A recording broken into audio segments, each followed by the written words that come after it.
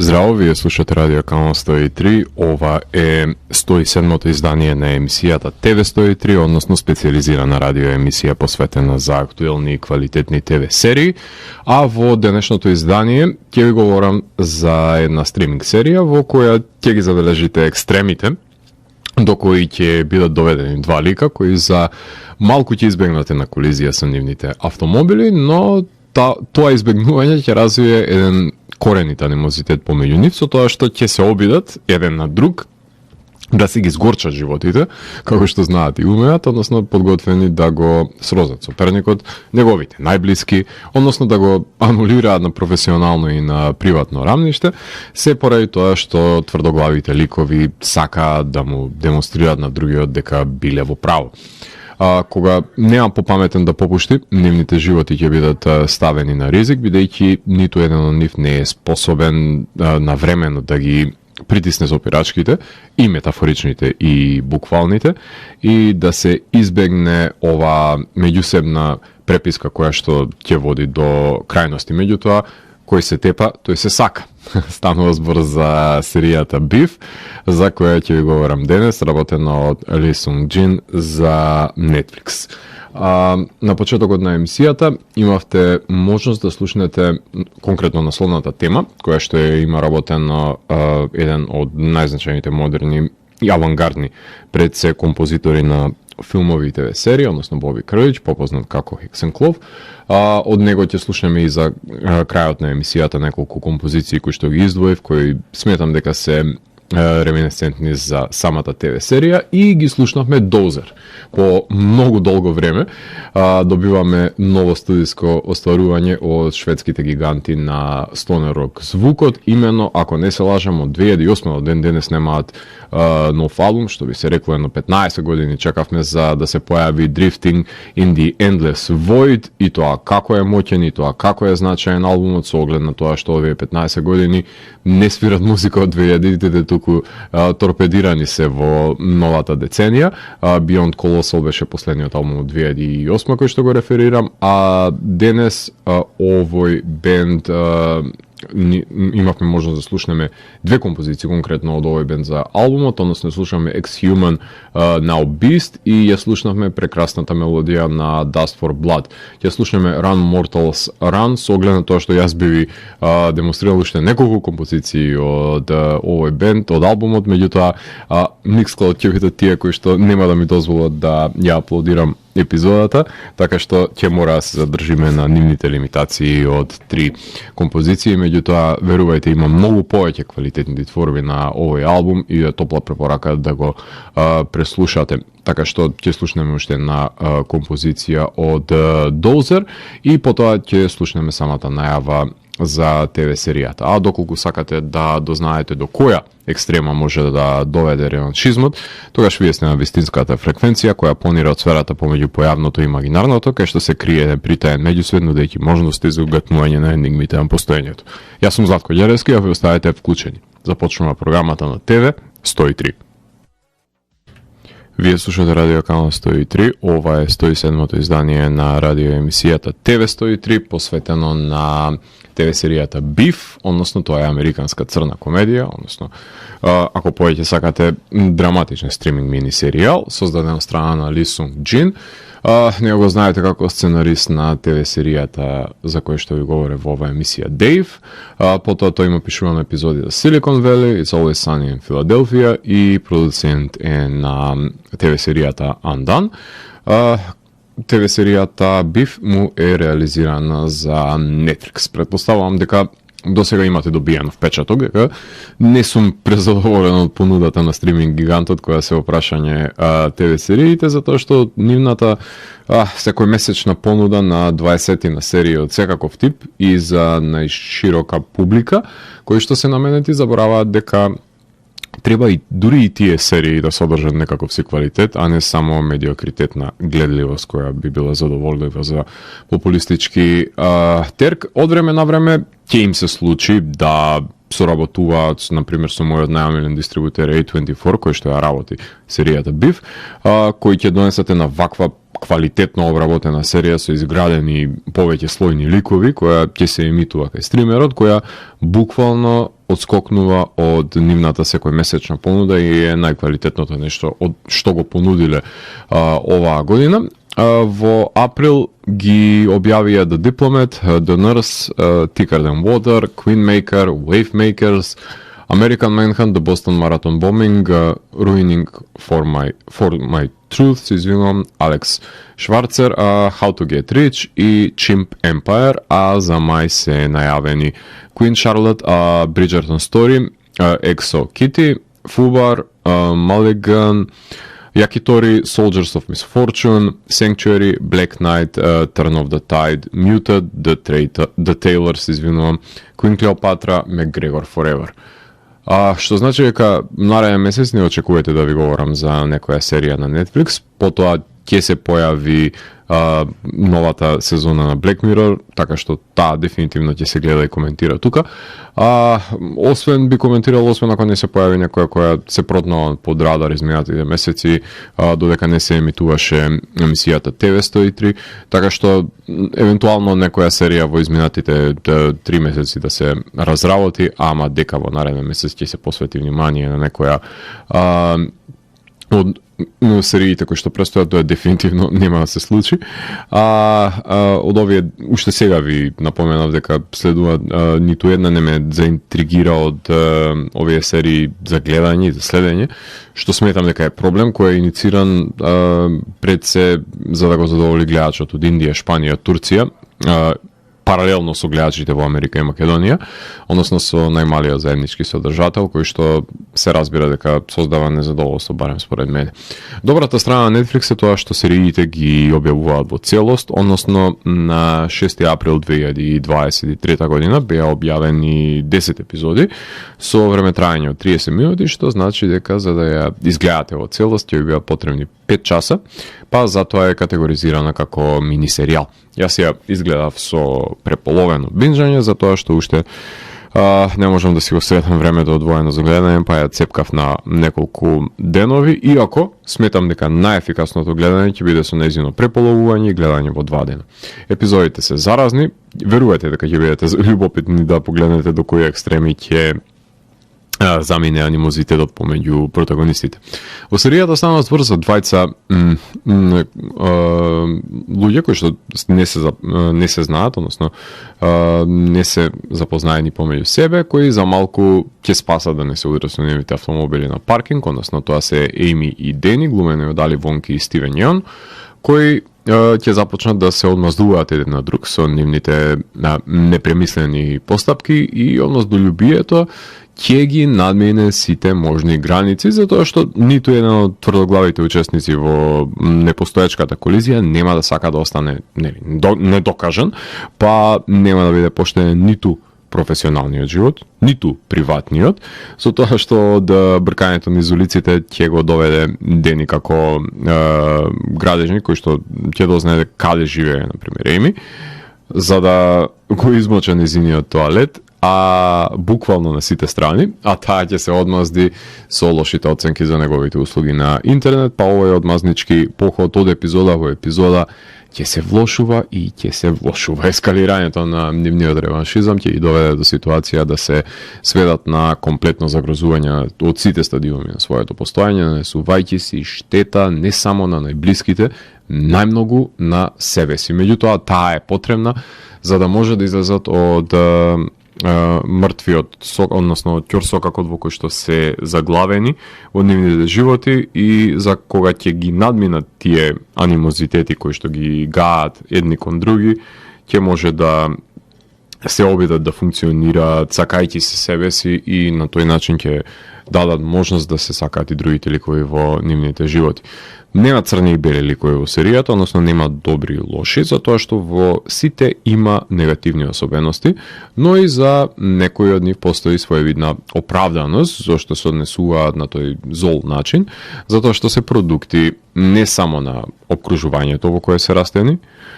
тука е постоечкиот притисок на контролливите селени родители со традиционалистички сваќања за тоа како треба да ги живеат животите нивните деца, потоа нивното незадоволство кое што го кое што го чувствуваат од ситуацијата во која се наоѓаат, неисполнетоста при работните обврски исто така е фактор, односно работејќи го тоа што не го сакаат за други,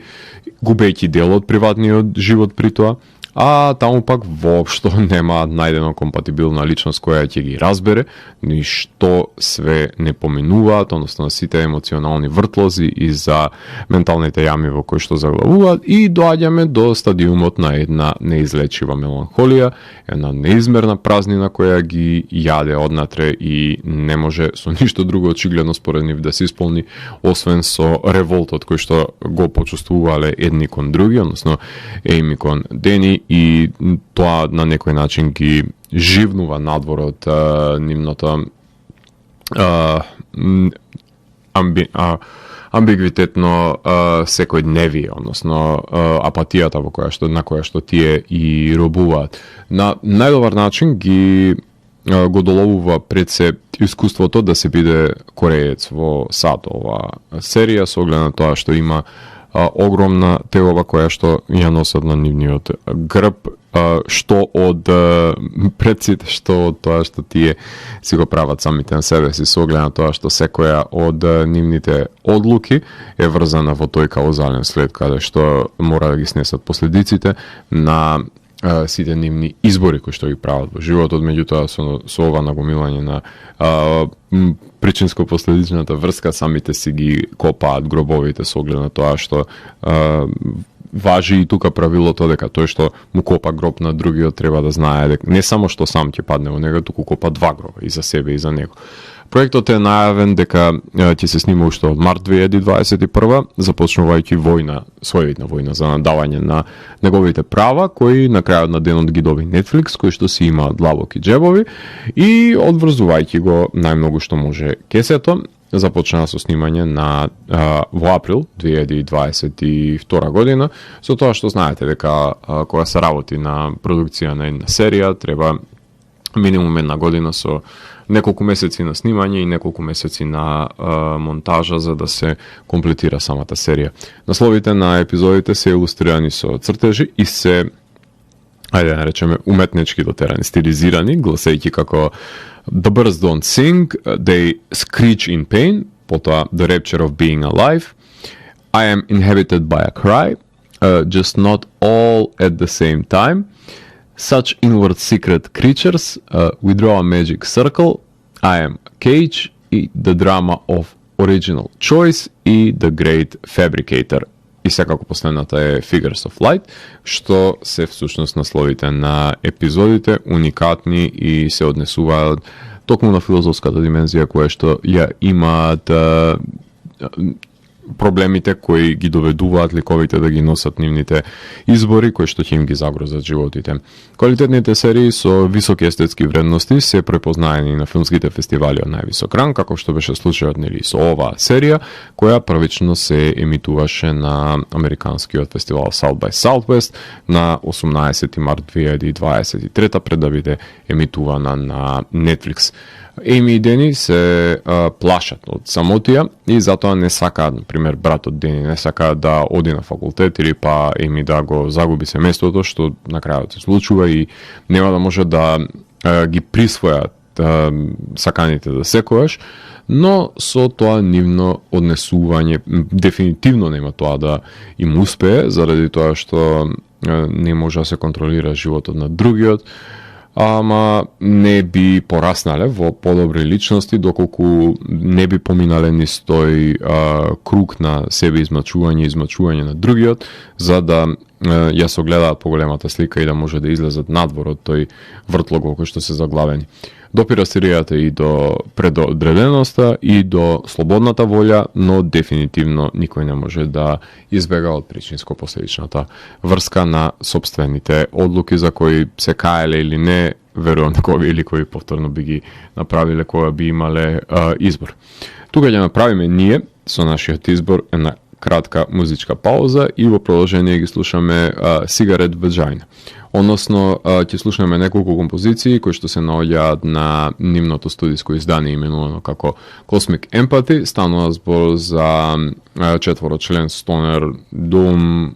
бенд кој што ни доаѓа од Pinal Novo, odnosno od Portugalija, така што од Шведска се селиме за Португалија, каде што овие стонери дум членови на бендот со мала доза на постметал за да се долови таа интергалактична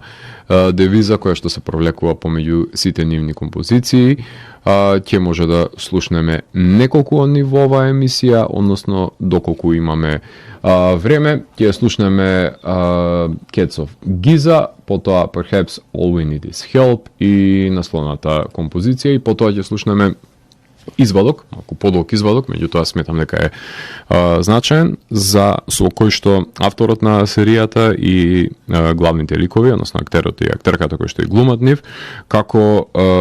ги споделуваат нивните мненија за тоа што е концептот на серијата и со која тежина, невидлива пред се тежина, се соочуваат ликовите кои што и глумат во неа. Така што уживајте во Cigarette Vagina. Вие слушате радио Канал 103, ова е 107-то издание на емисијата ТВ 103, во која што ви говорам за ТВ серијата Beef, односно во овој сегмент на емисијата, во вториот чин, условно кажано, ќе ви говорам за актерите и актерките, односно за улогите кои што ги имаат во ТВ серијата предводена од Стивен Јеун, кој што го знаеме од прекрасните филмови Burning, Минари, и го знаете како еден од носечките ликови на The Walking Dead. Тој во оваа серија е во улогата на Дени Чо, односно тој е градежник кому не му оди каша треба ни во работата, ни во приватниот живот, кој е вклучен во инцидент со неговиот автомобил, со Еми, кој за малку што ја нема удрено Еми и нејзиниот автомобил, започнувајќи го нивниот крвен реваншизам. Самотен лик кој го запознаваме како се обидува да се самоубие со 7 купени скари, ако не се лажам, кој не може да излезе од кругот на незадоволството и несреќата, кој сами си ги наметнува пред се во таа негова менажерија. Во миг кога го лаже неговиот брат, се извинувам, дека е подметнат пожарот, дознаваме колку всушност е манипулативен во поглед на неговиот брат, кој што по секоја цена сака да го задржи покрај себе, и при тоа фролајќи му ги и документите за факултет со надеж дека никогаш нема да го напушти. Меѓутоа тој е крајно несреќен и незадоволен, па ова преписка со Еми на некој начин го држува во живот, која што екстремата мора да се надмине за да најде уште една личност до која што ќе се доближи и ќе почувствува таа самотија која што тој ја има во себе. Али Вонг, односно ја знаеме како актерка од Always Be My Maybe и има работено на неколку стендап настапи. Ја знаете како Еми Лау во ова серија, таа управа со бизнис за продажба на растенија, наречен Којо Хаус. Таа е другата страна, односно од инцидентот со Дени, која е незадоволна на професионален план, со оглед на тоа што губи голем дел од од времето кое што треба да го посвети незиното семејство благодарение на незините работни обврски кои што ги има, а и од незиниот сопруг и ќерка, и внесувајќи се пред се во тој одмаздолюбив поход и занемарувајќи ги дополнително нив. Си има таа сексуален нарав со братот на Дени, кој што ќе направи преку чија што интима ќе направи чекор надвор од брачната постела, меѓутоа тоа е еден начин на реваншизам за позицијата која што не си се допаѓа себе си каде се наоѓа и на секој можен начин ќе се обиде да избега и од семејните обврски и од професионалните обврски. Меѓутоа, во судирот кој што ќе го има со Дени и во конечното разрешување последната епизода, ќе согледаме дека и двајцата се самотни ликови кои само сакаат да бидат со некој кој што ќе ја разбере таа нивна самотија. Джозеф Ли, кој што го знаете како еден од протагонистите на одличниот крими филм Searching, тој оглуми Џорџ Накај, тој е сопругот и скулпторот на Еми, кој останува дома, додека Еми се брка низ градот, кој живее во сенката всушност на неговиот покоен татко, тој славен уметник кој што никогаш нема да може да досегне колку скулптури и да ваја, едноставно ќе биде препознаен како синот на успешниот уметник и дури не е заинтересиран за финансискиот бенефит од практичната примена на неговите уметнички дела. Реми Холт, која што ја знаеме од 1923 глумејќи таму, во оваа серија глуми Джун Накај, таа е ќерката на Еми Џорк, која ќе се забавува со незините киднапери, со оглед на тоа што мајка и не одвојува доволно време да ја посвети на неа. Пети Јасутаке, која што ја знаете од ТВ серијата Star Trek, во оваа серија глуми Фуми Накај, таа е свекрвата на Еми, мајката на Џордж, која што е само бендисана до небо и назад. Покрај нив во серијата глуми Јанг Мазино, односно од актерот Фишбонс, кој што во оваа серија глуми Пол Чо, помладиот брат на Дени, кој страда од некаква си своевидна животна криза и го дели своето време помеѓу играње игри, крипто инвестирање и вежбање, како и станувајќи интимен дел од приватноста на Еми, со кое што дополнително ќе разгори еден пламен помеѓу Дейвид и Еми всушност. Дейвид Чо, кој што глуми во The Mandalorian, во оваа серија ја има улогата на Айзак Чо. Тоа е братучедот на Дени, кој неодамна е ослободен затвор, откако семејниот хотел е нападнат како резултат од истрага за неговиот бизнис и пронајдена фалсификувана храна за бебење и затоа си одлежува својата затворска казна, условно кажано еден од антагонистите, кој што дополнително ќе создаде проблеми за Дени и неговиот брат, односно за браќата Чо. Покрај нив, одличната Марио Бело се појавува во овој филм, во оваа серија, која што глуми во филмовите Payback, History of Violence, Lights Out, Demonic, Prisoners и многу други. Таа ја глуми Џордан, богата жена која што раководи со Форстерс, односно продавница за подобрување на домот, која купува една од столиците на Џордж. Таа не ја поднесува име неа, ама мора да соработува со неа и таа има една прекрасна сцена во која што уште сега посочувам дека ќе биде ликвидирана. Если Парк ја глуми Наоми, не ја знаете од Емили ин Парис. Таа е снаата на Џордан и мајката која што останува дома на селбата Калабасас и постојано оговара, ја озборува односно Еми. Мија Серафино, која што глуми во ТВ серијата Shameless и во Crowded, во оваа серија глуми Мија, таа е жена која што работи заедно со Еми во Којо Хаус. И покрај нив мора да се напомене дека во серијата се појавува и ликот Едвин, односно него глуми Джастин H. Min, односно него го знаеме од одличниот филм After Young, потоа исто така и од ТВ серијата Umbrella Academy, која што не е толку одлична колку и самиот филм. Тоа е водич на кореската црква во округот Ориндж, чие што место ќе го постепено ќе го заземе Дени и тој ќе стане прилично е трпелив и неговата агонија ќе биде вочлива и нема да го има тој смирен дух на почетокот како што лицемерно се представува дека е, и секако ќе биде љубоморен за приматот кој што Дени ќе го добие во заедницата и дури ќе сака да се инволвира во неговите матни сделки кои што Дени едноставно не го прима во тесниот кружок и го прави будала за неговиот памет и едноставно му вика како не ништо, ние сериозно си ја работиме работата, не правиме никакви џврчки што би рекле. Покрај нив Алиса Гигеким, која што ја знаете од ТВ серијата Дейв и од Summertime, ја глуми Вероника, таа е поранешната девојка на Дени и е сопруга на религиозниот Едвин. Потоа покрај нив се појавува пријателката на Едвин, Вероника Естер, која што ја глуми Енди Џу од ТВ серијата Stargirl и двајцата Денгубари, Ендрю Сантино, кој што го знаете од ТВ серијата Дейв, од филмот Disaster Artist и од ТВ серијата I'm Dying Up Here, тој глуми Майкл, еден од пријателите на Айзак и заедно со Боби, кој што глуми Рекли, кој што се двајцата задолжени за нанесување на штета на туѓите имоти под закрила на Айзак. Ова се накратко актерите и актерките кои што предводат серијата. А тука ќе направиме уште една музичка пауза, односно во продолжение ќе слушнеме Gnarwhal. Gnarwhal со истоимениот нивен студиски албум, односно станува збор за бенд кој што ни доаѓа од Yellowknife, колку интересен наслов за одредено топографски поим, всушност станува збор за бенд кој што ни доаѓа од Канада, кој што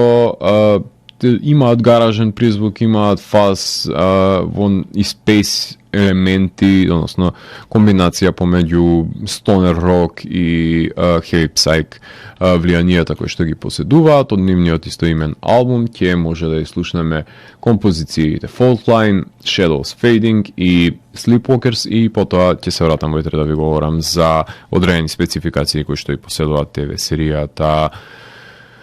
за кое што ви говорам во рамките на 107-то издание на TV103, односно BIF. Вие слушате радио канал 103, ова е 107-то издание на емисијата TV103, специализирана радио емисија за актуелни и квалитетни ТВ серии, во која што ви говорам за ТВ серијата BIF, а во последниот сегмент, последниот чин на оваа епизода, ќе ви продискутирам за одредени спецификации кои што важат за сите серии кои поминуваат под лупа во ова емисија, така што низ тој третман ќе помине и BIF, која што нема најава за епизодите, освен појавување на Кајрон со насловот на епизодата, кој што е поставен врз уметничка слика. Во поглед на режисерите, пилотот е на јапонската режисерка Хикари, а потоа останатите епизоди ги режира Джейк Шриер, кој што го има режирано филмот Роботен Френк, а финалето му припаѓа токму на Ли Сонг Джин, односно кој што е продуцентот и сценаристот на оваа серија, кој што се двои од останатите епизоди како своевидна ботл епизода, а пилотот на серијата на Хикари, тоа како е заразен за навлекување на секој гледач за оваа серија, а музиката која што на почетокот на емисијата имавте можност да ја слушнете, доаѓа и ќе ја слушнете на самиот крај дополнително, е на Боби Крлиќ, односно кој што е попознат како Hexen Cloak. Тој е човекот кој што ја има работено музиката најпрвин за ТВ серијата The Alienist од 2018-та, потоа неговите композиторски таленти ги препозна самиот Ари Астер и го ангажираше за неговиот прекрасен филм Midsommar, и доја направи музиката и за новиот негов филм Boys Afraid. И покрај него има соработувано за голем број на ТВ серии, како што е The Enemy Within, Reprisal, The Stranger, ТВ серијата Snowpiercer, за која што ви говорев во ова емисија, потоа за видеоиграта Returnal и ТВ серијата која беше реализирана минатата година, Paper Girls. Тој за потребите на ТВ серијата BIF го користи перкашен, и тоа нагласен за да даде една своевидна ритмика, потоа употребува и акустична гитара и клинна гитара во голем број на композиции, како и електроника, односно ефекти и бит со кој што се надополнува органското музицирање, така што прави сплет помеѓу електрониката и класичната свита. Меѓутоа тука нагласено е повеќе поигрувањето со самите перкусии, односно со утринните инструменти кои што служат за да се појакне динамиката, односно тензијата да се екстензивира. За разлика од неговиот удел, кој што и тоа како е значителен, музичкиот избор морам да признам дека е на врвно ниво. Во иста епизода може да пронајдете композиции на Morphine, на Limp Bizkit и на Offspring, завршуваат со композицијата Майонез на Smashing Pumpkins во последната епизода, а помеѓу има композиции од Tori Amos, од Sugar Ray, од Incubus, од System of a Down, од Aguilera, од Bush, од Bjork, така што 90-тите на најако се пуштени во оваа ТВ серија. Во поглед на сценографијата може да се воочи разликата од Отмениот дом кој што го има Ейми наспроти станчето во кое што го делат браќата Чо, така што се гледа и финансиската моќ која што имаат едните и другите, и едните и другите не се среќни на позицијата во која што се наоѓаат, а последната епизода е буквално ситуирана целосно во пустелијата надвор од цивилизацијата во која што се заглавени од мазdoљубивите ликови. Поглед на фотографијата, Ларкин Сейпл ја работи, односно тоа е снимателот на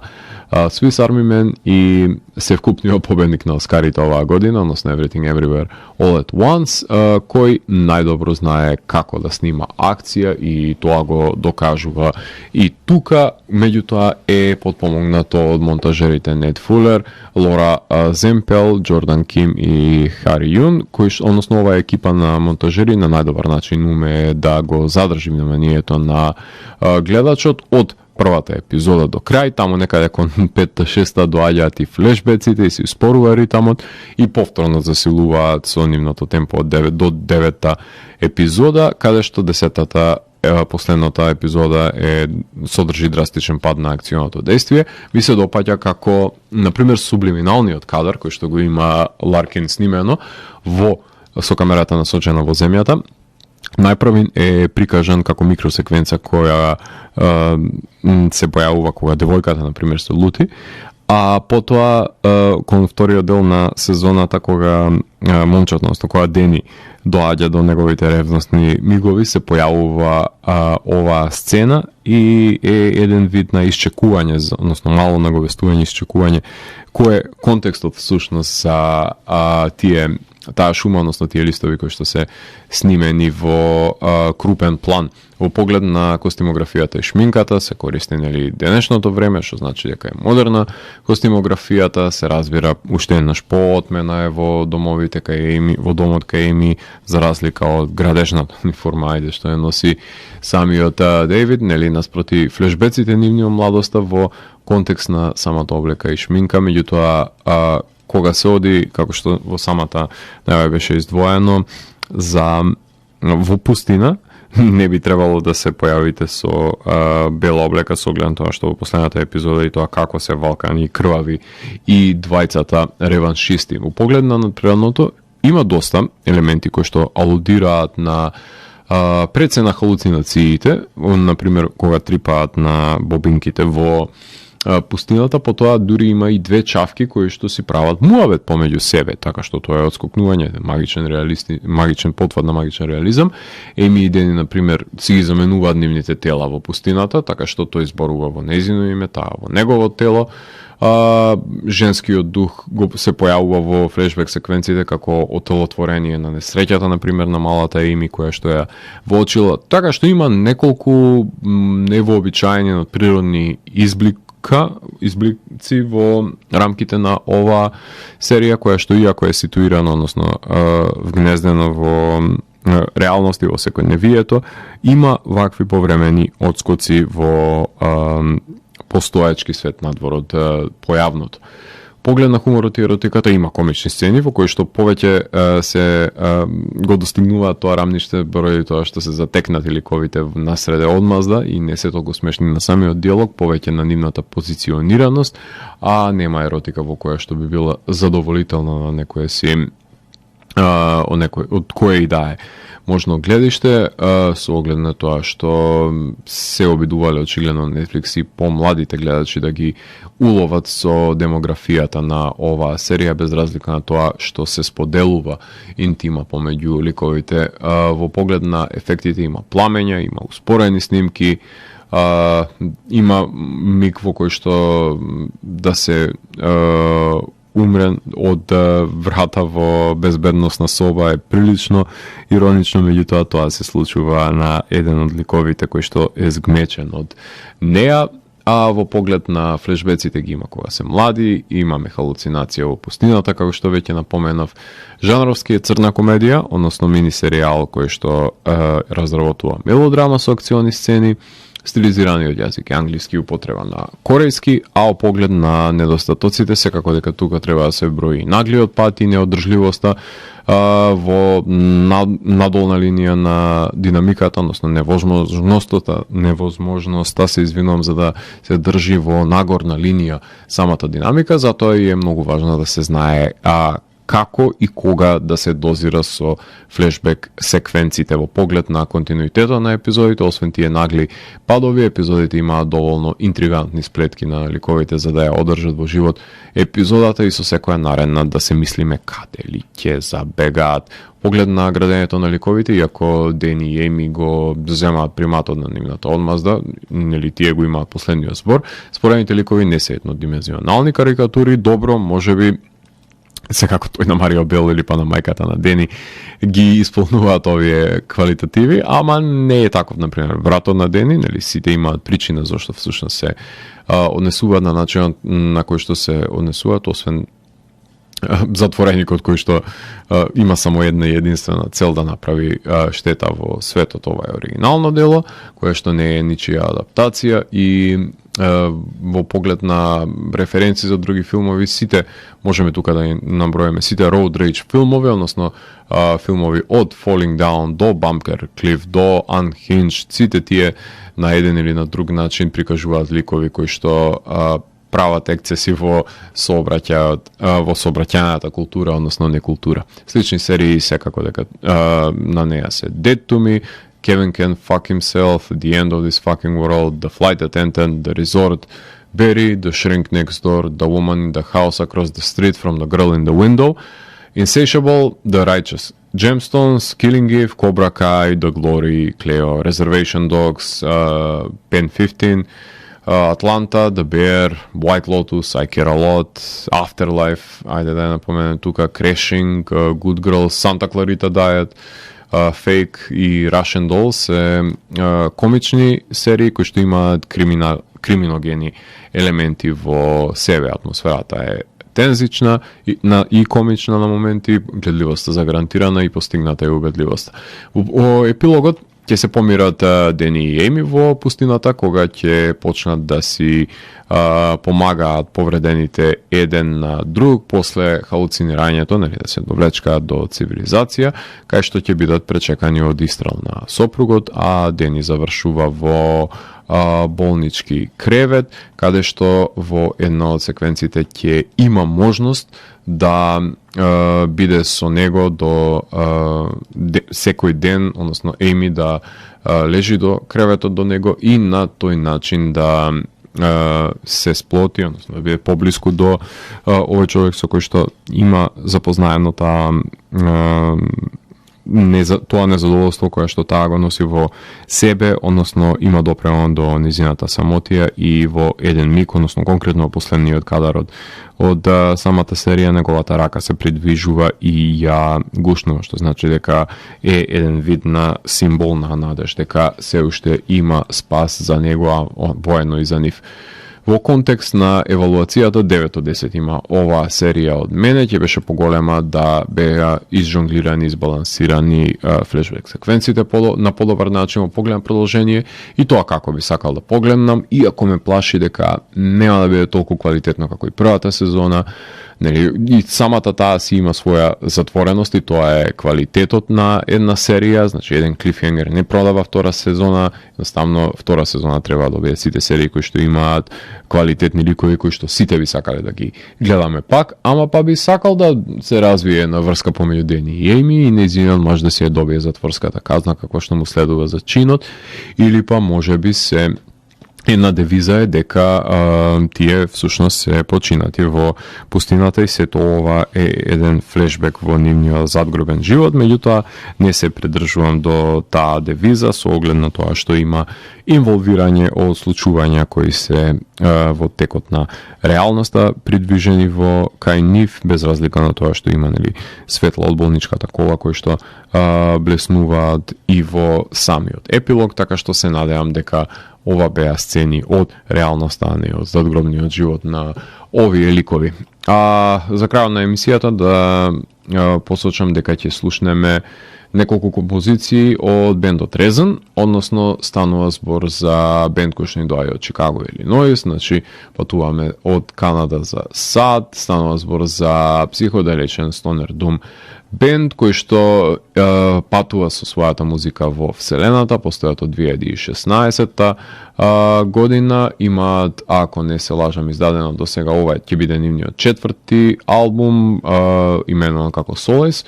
Од него ќе слушнеме Allured by Feverish Visions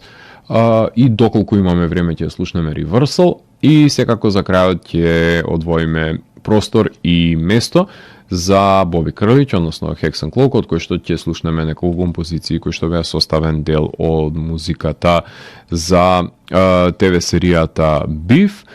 А оваа епизода, како и сите епизоди на Дансе Макабре и на третата моја емисија, односно на емисијата Видеологија, може да ги пронајдете на каналот на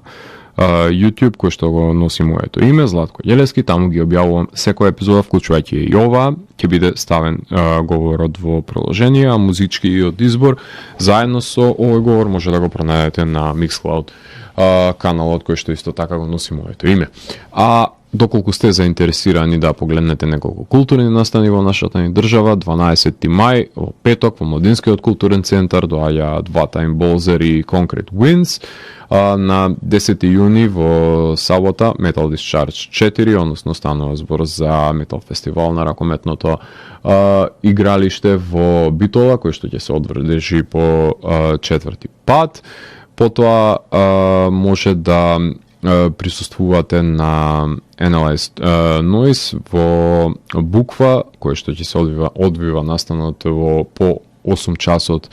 денес, а потоа ќе настапуваат и во рамките на канал 103, односно ни гостуваат во оваа радиостаница, од кој што ќе можеме утре да го слушнеме и нивниот настап од 20 часот. Покрај нив може да присуствувате и на неколку други настани кои што се одвиваат, како што е самостојната изложба на Наташа Гелева Пантереј во КСП Центар Јадро. Потоа може да денес од 20 часот е денот на джезот во културно-информативниот центар. Започнувајќи од 20 часот, како што веќе ви напоменав, во Valhalla бар настапуваат утре од 21 часот Pinorex и Vagina Corporation. Nile оваа сабота со нетрпение се очекуваат во Младинскиот културен центар со почеток од 19:30 и Foolish Green концерт на 4 мај има 21 часот,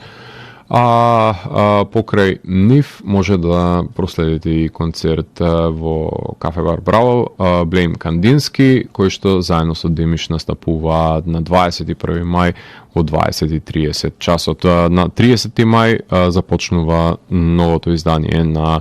фестивалот на краток филм Филмај во Куманово, во Занајчискиот дом и секако 30 јуни до 2 јули до фестивал 2023